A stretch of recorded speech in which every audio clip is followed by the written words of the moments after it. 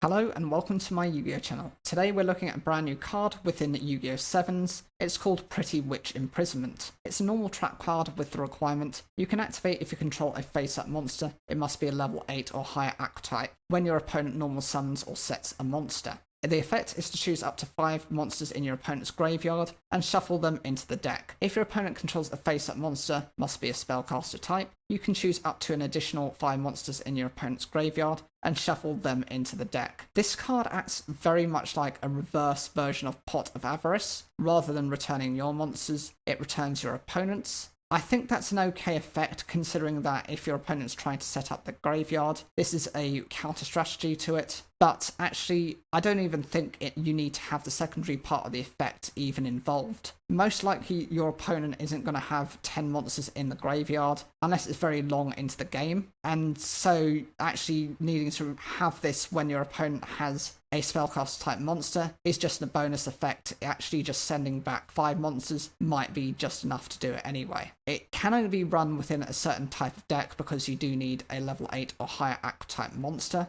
So this will work in response to if you're using Roman's deck, who is the main female lead. And it's actually very easy to trigger. So long as you've got the monster and your opponent happens to normal summon or set a monster, then you can meet this condition. I think generally it's an okay effect. And at least it doesn't give your opponent really any advantage. It doesn't force them to then draw into a couple of different cards. And it might be enough if you understand what your opponent is playing to be able to counter their strategies. What do you guys think of this card? Is this something you consider running any of? Or do you think actually this is a waste of a deck space? Whatever you think, leave those comments down below. Like the video if you enjoyed it. And don't forget to subscribe for more daily Yu-Gi-Oh content.